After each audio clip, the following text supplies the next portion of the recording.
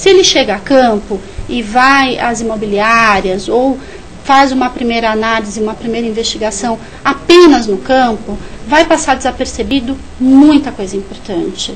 E ele pode avaliar uma cidade que não tem potencial como com potencial, e o inverso também é verdadeiro. Então, eu diria que o planejamento realmente, ele precisa começar dentro do escritório e precisa ir para campo para ir conferindo e checando destaques que foram verificados no papel. E aí, digamos assim, há uma escadinha de etapas aí, né? Quer dizer, a gente começa com o estudo preliminar, aí nesse estudo preliminar, imagino eu, se confirma, digamos, a possibilidade de que aquela determinada cidade, aquela determinada área seja positiva para aquele investimento, e aí são requeridos novos estudos que aí já começa, digamos, a sair do macro para o micro. Exatamente, quer dizer, a gente começa... Vocação, qual terreno, qual o melhor terreno para colocar aquilo lá. Exato. Nós temos aí alguns pontos que são premissas básicas, quer dizer, primeiro você precisa olhar para a cidade, você entendeu a cidade, você começa a olhar para regiões. Depois que você olhou para as regiões, você começa a olhar possibilidades de terrenos. Depois da possibilidade de terreno, você encontrou um ponto. Para cada uma dessas etapas, a gente tem um nível de estudo. Evidentemente, você não vai disparar o maior investimento se você não conheceu ao menos a cidade.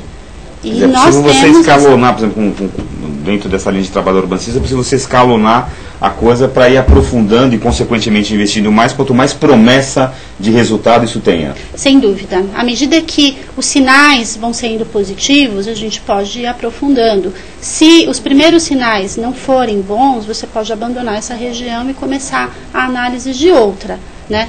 Porque apenas os dados socioeconômicos, eles não dão para a gente a real característica. Às vezes os dados são bons, mas o comportamento da região ela é muito inibitiva para a expansão. Quer dizer, as pessoas são muito fechadas, é muito regional, você tem que montar uma operação muito lastreada em cima de quem está na cidade, porque a entrância às vezes é mais difícil do que o dinheiro. Deve ter a ver com esse caso que você citou da rede de varejo aí, né? Pois é. A análise é muito complexa, né? Porque às vezes você não pode, às vezes você analisa só os números e se entusiasma e esquece da questão cultural. Exatamente.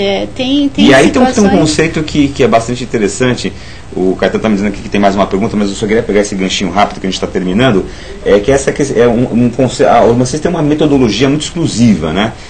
Existem conceitos ali como lógica urbana e cidade mental. Exato. Essa questão da cidade mental, por exemplo, está ligado justamente a cidade mental que os moradores fazem daquilo lá, como é que eles consomem, como é que eles andam, como é que é esse conceito de cidade mental? A cidade mental nada mais é do que uma leitura de que cidade as pessoas têm na sua cabeça. Ou seja, se nós estamos falando de uma região metropolitana, de uma cidade de mais de 1 milhão de habitantes, você, se está na Zona Norte, evidentemente, a cidade de consumo, ela vai estar por volta da Zona Norte. Uma pessoa não anda 50 quilômetros para consumir, por exemplo, itens de supermercado. Mas ela pode andar mais de 50 quilômetros para fazer um curso específico de MBA. Então, através de entrevistas, a gente consegue descobrir quanto de mobilidade um consumidor tem para determinados tipos de consumo. Então, a gente desenha, isso não é um círculo, né? A gente verifica todas as barreiras urbanas, quer dizer, se tem um rio, uma montanha, um bairro lá de cima, quer dizer, quem nunca passou pela situação de falar, não, do lado de lá da avenida é ruim, do lado de cá é bom. E essas sensações, porque são conceitos invisíveis, eles só são mapeados através de entrevistas, e entrevistas onde a pessoa conta como é que ela vive, como é que ela consome, como aquela região se desenvolveu, enfim, a gente capta experiências. Muito bem, a gente está terminando o programa. Caetano, vamos encerrar o programa com chave de ouro com a nossa última participação do dia dos nossos internautas. Pois é, veio do Alcott, que já participou aqui no segundo bloco, e ele faz uma pergunta que é muito frequente na Urban Systems, vocês com certeza já ouviram bastante pessoal com essa dúvida.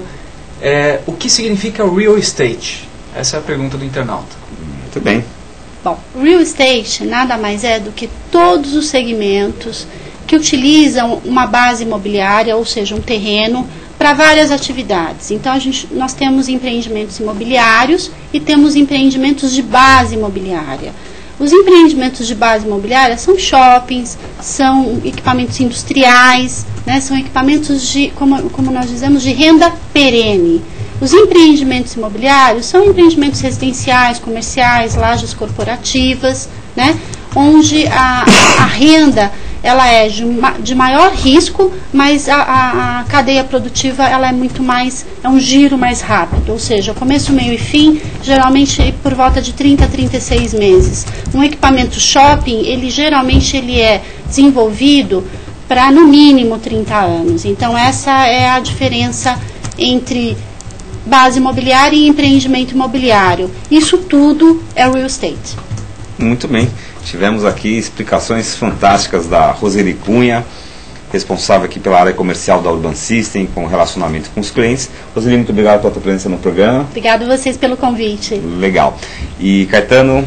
Bom, queria agradecer aqui a participação dos internautas, a Débora de São Paulo, tivemos o Alcott que mandou 2 perguntas, a Érica entrou agora há pouco, Lion.